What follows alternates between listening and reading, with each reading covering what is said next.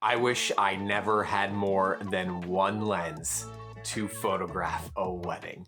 My name's Luke Cleland. I'm a wedding photographer, and this is another video in the series, I Wish I Never, where I tell you all the mistakes I made in the first years of starting my wedding photography business, so you don't have to make the same ones. Let's go back all the way to 2013, when Instagram was just becoming popular and I was starting my wedding business. And it was during that time that I believed this very commonly held belief, frankly, it's still quite commonly held today, that you needed I was interested in Nikon, so the Nikon Trinity lenses.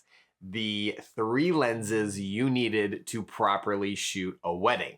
That's what I believed at the time, and that's what I longed to have. I was like, oh, if I could just have those lenses, man, my life would be changed. My wedding photography would be so much better than what I have right now. It was the 14 to 24 lens, the 24 to 70 lens, and the 70 to 200, all zoom lenses at 2.8 aperture. Now, these are beautiful lenses, don't get me wrong. There's even the new mirrorless version of these lenses, and they take wonderful pictures. And for that reason, that's why a lot of people liked them. They took great images, they took fantastic images, and there was coverage from 14 millimeters all the way up to 200. And for my personality, I loved that idea. I loved that I had everything covered, right? I had, if I need 14, I have 14, and I have 15, 16, 17, 18, 19, 20, all the way up to 200. I have everything that I would ever need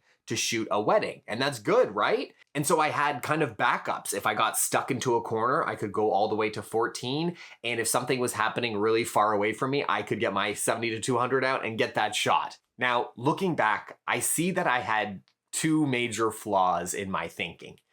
The first one was that I only correlated the focal length of a lens to the zoom factor, like the ability to zoom into something that's far away, or the ability to zoom out so that, if I'm stuck in a corner or if it's a small room, that I can get everything. Now, those are important factors, but the problem is that I only focused on those factors. I only thought 200 is for far away things, 14, 28 are for things that are in tight scenarios that you need to zoom out and get. The thing that I didn't really think about, I'm not even sure if I was completely aware of it, was the feel of focal lengths. This is incredibly important, especially if you're a wedding photographer that wants to have a kind of a style and a vision. And if you see photography and wedding photography as something that's more of an artistic approach, it's really important to know that different focal lengths have different feels and they tell a different story. 24 millimeters feels very different than a 50 millimeter lens. And I didn't necessarily recognize that there was much of a difference between just the ability to zoom in and out. The second flaw in my thinking was that I thought more choices were good. The more options I had, the better my wedding photography would be. But over the years, what I realized was that choices were not good.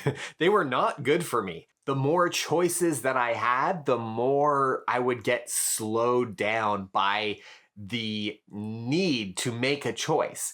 And even if it was just like a little bit of time, that time would actually make a big difference in wedding photography. I found myself, something would be happening and it'd be like, oh, do I want the 24-70 or the 70-200? Like, which one am I going to do?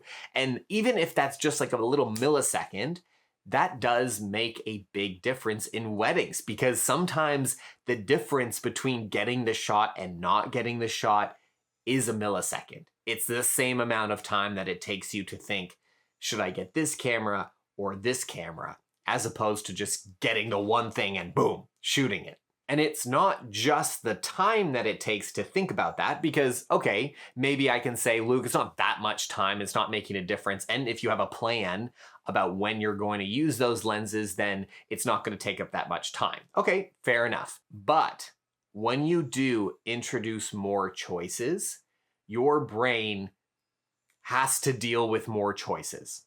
And the thing that I found was that when I got rid of all those choices, all of a sudden, it freed up space in my brain to think about what was happening in front of me. I didn't have any other options, right? I just had one lens. I had one camera to use, and that opened my brain and mind up to compositions, to being able to think farther ahead of what was happening in that moment.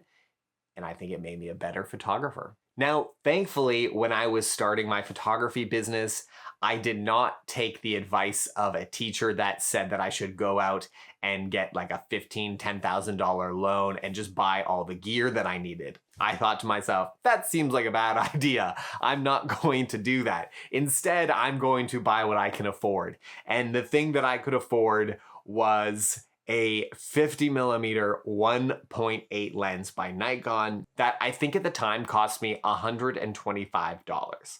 It was incredibly affordable, but what I found was that I loved the images. I loved that I was just focused on one lens. I didn't necessarily do this intentionally. I just got the lens because I had heard some people liked it and it was in my price range. And the more that I used the lens, the more that I realized that there was this whole world to learn within just one lens. That instead of thinking about using other focal lengths or other lenses, that I could learn how this one lens worked over and over and over again. And I became very much an expert in a 50mm lens because, well, that's all I had at the time.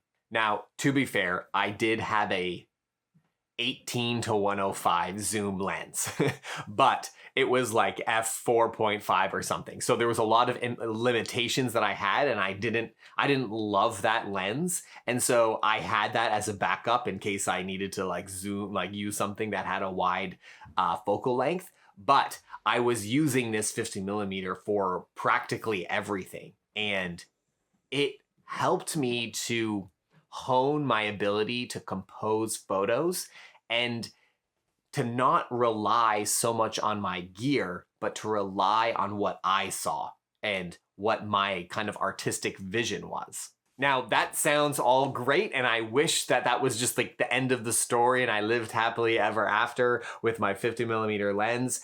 But I think because the lens was so cheap, even though it was great quality little lens, I felt self-conscious because it wasn't what everyone was doing. Everyone had the 24-70 and the 70-200. And so unfortunately, when I saved up enough money and I was making more money in my wedding photography business, I got my 70-200 lens. And then after that, I got my 24-70 lens. And then I started using those two for everything. So I not only broke the bank, I also broke my back carrying around that gear for a few years. And that doesn't mean that I didn't took great wedding images through those years that I had those zoom lenses. And that's not to say that you can't shoot great weddings with those two zoom lenses. But I found as an artist, as approaching weddings as not just like the technical stats are the most important, how I see the world, how I see a wedding is one of the most important things to my style. And I found that using a fixed 50mm lens for me helped draw that out of myself. And so that's why if I could get away with just having one camera and a lens, like shooting a wedding, I would love that, because I just find that I love the ability to have a simple gear and focused on one thing, and that's the moment in front of me. And when the gear is just, I just know it so well, it's just like, it's pretty much like an extra hand, it's an extra arm. I don't think about the gear, I'm just so focused in the moment. When I learned how to do that, that's when I took my portfolio to the next level. And that's what helped me build my business to a level that I didn't think was possible. And that's why I wish I never had more than one lens in wedding photography. Okay, bye.